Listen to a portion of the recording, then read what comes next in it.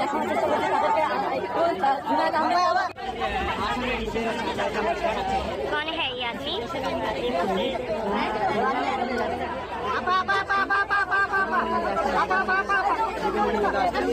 উত্তরের মানবতাবিরোধী অপরাধের বিচারে গঠিত বিশেষ ট্রাইব্যুনালেই এবার বিচারের মুখোমুখি ওই আদালত গঠনের কুশীলব রায়। তাদের বিরুদ্ধে অভিযোগ, সাম্প্রতিক সময়ে ঘটে যাওয়া অভ্যুত্থানে গণহত্যায় মদদ দিয়েছেন তারা। জুলাই আগস্ট গণহত্যার মামলায় পতিত আওয়ামী লীগ সরকারের সাবেক মন্ত্রী আনিসুল হক, ফারুক খান, দীপুমণি, পলক, মেনন, ইনুসহ 9 মন্ত্রী, 2 উপদেষ্টা, অবসরপ্রাপ্ত এক বিচারপতি এবং সাবেক এক আমলাকে আন্তর্জাতিক অপরাধ ট্রাইব্যুনালে হাজির করা হয়। আশা ছাইরা দেন না, বুঝছেন? এই চিত্রগুলো দেখলে যা ভালো লাগে। আওয়ামী লীগের যে দোসরগুলো আছে এদের যখন জেলে তোলা হয় বা কাঠগড়ায় তোলা হয়, সেই ভিডিও চিত্র দেখলে মনটা প্রশান্ত হয়ে যায়, কিন্তু কষ্ট লাগে। আলেম ওলামাকে যেভাবে দড়ি লাগিয়ে মাথায় হেলমেট পরে তারপরে আদালতে নেওয়া হতো, কিন্তু এই আওয়ামী লীগের দোসরদের সাথে আসিফ নজরুল এটা ঠিক করতেছে না। এর জন্য তার শাস্তি ভোগ করা লাগবে। সম্মানিত দর্শক মণ্ডলী, আমরা আশা হয়তো ছেড়ে দিয়েছিলাম যে শেখ হাসিনার কোনো একটা কিছু করতে পারবেন অন্তর্বর্তীকালীন সরকার, কিন্তু বর্তমান প্রেক্ষাপট পুরোটাই চেঞ্জ হয়ে যাচ্ছে। আপনাদেরকে একটু বলি, এই যে পলক সাহেব, হাসানুল হক, ইনু সাহেব, আরও যারা ধরা পড়ছে আর কি আওয়ামী লীগের বড় বড় লেসপেন্সাররা, এদেরকে আপনারা ফাঁসি চান?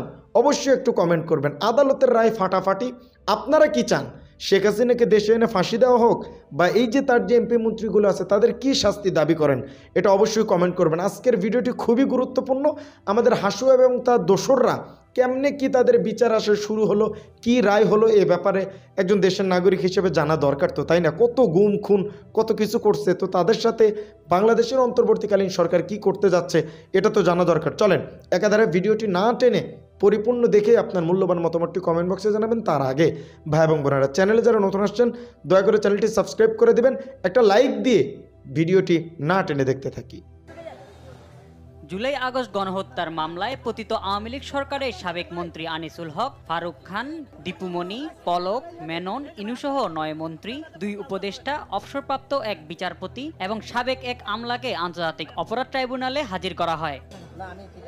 সোমবার সকালে ট্রাইব্যুনাল চেয়ারম্যান বিচারপতি মোহাম্মদ গোলাম মুর্তুজার নেতৃত্বাধীন 3 সদস্যের বেঞ্চ শুনানি শেষে তাদের কারাগারে পাঠানোর আদেশ দেন।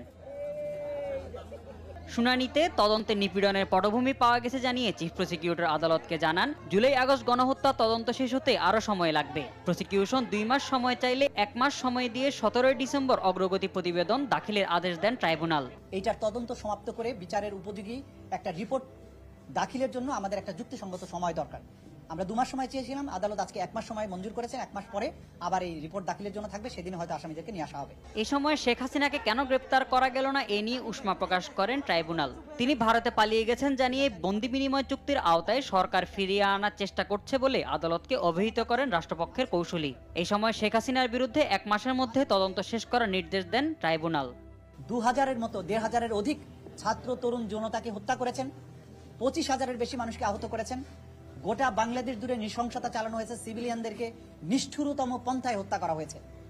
হত্যার পরে তাদের লাশ দাফনে বাধা দেওয়া হয়েছে, আহতদের চিকিৎসা করতে বাধা দেওয়া হয়েছে, লাশকে পুড়িয়ে দেওয়া হয়েছে, দাফন করতে দেওয়া হয়নি, গোপনে দাফন করতে বাধ্য করা হয়েছে। হসপিটালে চিকিৎসার পরে মৃত্যুবরণকারীদের ডেথ সার্টিফিকেটে পোস্টমর্টম করতে দেওয়া হয়নি, ডেথ সার্টিফিকেটে লিখতে দেওয়া হয়নি যে গানশট ইনজুরিতে মারা গেছে। শেখ হাসিনাকে সব অপরাধের কেন্দ্রবিন্দু উল্লেখ করে চিফ প্রসিকিউটর বলেন, ফেসিসদের যে শেষ রক্ষা হয় না, কাঠগড়ায় আওয়ামী লীগের প্রভাবশালী নেতারাই তার প্রমাণ। তারা বিভিন্নভাবে গণহত্যায় সম্পৃক্ত ছিলেন। আজকে প্রধান আসামি ছিলেন শেখ হাসিনা। শুধুমাত্র তাকে রক্ষা করা এবং তাকে ক্ষমতা রাখার জন্য এই অপরাধগুলো সংঘটিত হয়েছে, এবং এই সমস্ত অপরাধের সবচাইতে বড় দায় হচ্ছে শেখ হাসিনা। শুনানিতে অভিযোগের কপি না পাওয়ার কথা জানায় আসামিপক্ষের আইনজীবীরা। শিগগিরই দেওয়া হবে বলে জানান ট্রাইব্যুনাল।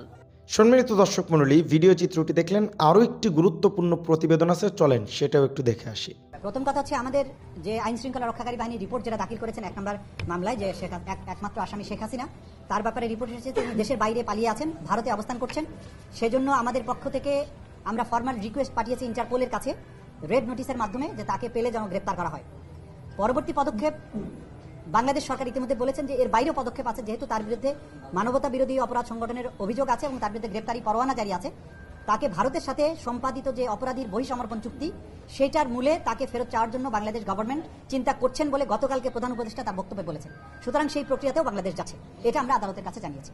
আপনার দ্বিতীয় প্রশ্ন ছিল যে যারা এখানে আজকে উপস্থিত হয়েছেন যে 13 জন, তাদের বিরুদ্ধে সুপিরিয়র রেসপন্সিবিলিটি ছাড়া কোনো অভিযোগ আছে কিনা? হ্যাঁ, মোটা দাগে তারা প্রত্যেকেই সুপিরিয়র কমান্ড রেসপন্সিবিলিটির দায়ে অভিযুক্ত, কারণ তারা নির্দেশ দিয়েছেন, পরিকল্পনার সাথে সম্পৃক্ত ছিলেন, সরাসরিও জড়িত ছিলেন, কমপ্লিসিট করেছেন।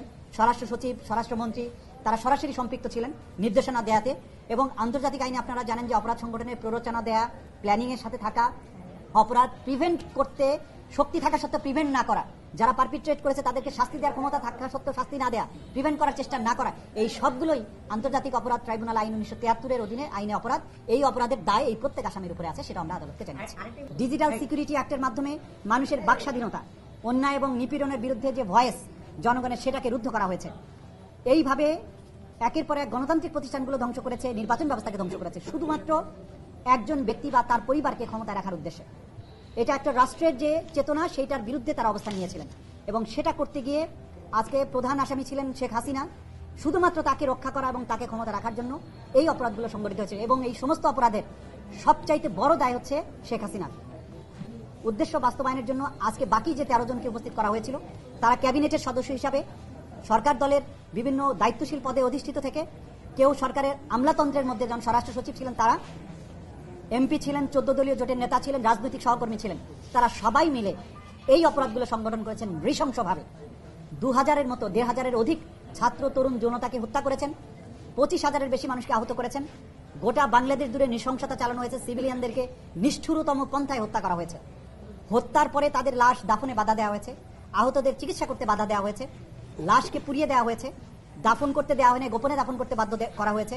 হসপিটালে চিকিৎসার পরে মৃত্যুবরণকারীদের ডেথ সার্টিফিকেটে পোস্টমর্টম করতে দেওয়া হয়নি, ডেথ সার্টিফিকেটে লিখতে দেওয়া হয়নি যে গানশট ইনজুরিতে মারা গেছে। এই ধরনের অপরাধ সংগঠন তারা করেছে, তারা আজকে উপস্থিত করা হয়েছিল।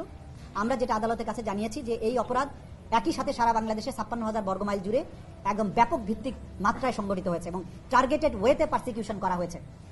এইটার তদন্ত সমাপ্ত করে বিচারের উপযোগী একটা রিপোর্ট দাখিলের জন্য আমাদের একটা যুক্তিসঙ্গত সময় দরকার। আমরা 2 মাস সময় চেয়েছিলাম, আদালত আজকে 1 মাস সময় মঞ্জুর করেছেন। 1 মাস পরে আবার এই রিপোর্ট দাখিলের জন্য থাকবে, সেদিন হয়তো আসামিদেরকে নিয়ে আসা হবে। এবং আমরা আশা করছি খুব দ্রুতই এই রিপোর্ট আমরা তদন্তকারী সংস্থার কাছ থেকে পেয়ে যাব এবং মামলাটি তখন আনুষ্ঠানিক বিচারের জন্য তার যাত্রা শুরু করবে। হ্যাঁ, আমরা বলেছি আমরা এই পটভূমিতে যে এইখানে মানবতা বিরোধী অপরাধ শুধু যে জুলাই আগস্টে হয়েছে তা কিন্তু নয়। এই সরকার অর্থাৎ বিগত যে আসামি যারা ছিলেন তাদের সরকার যখন ক্ষমতায় আসে। সুপ্রিয় দর্শক মণ্ডলী, ভিডিও চিত্রগুলো দেখলেন। আমাদের ডক্টর ইউনূস কথা কম বলে, একটু কাজটা বেশি করে, এটা আমরা সবাই জানি। তো এই যেমন ধরেন শেখ হাসিনার বিচার নিয়ে ট্রাইব্যুনাল গঠন বলেন, তাকে ফিরে আনার জন্য যত প্রক্রিয়া আছে ডক্টর ইউনূস করতে চাচ্ছে এবং করার চেষ্টা করতেছে। 100 দিন পূর্ণ হয়েছে, সরকার গঠন হয়েছে, কার্যক্রম তেমন আমরা কিছু দেখিনি, তবে তিনি চেষ্টা করছেন। আমাদের উচিত তাকে সাপোর্ট করা।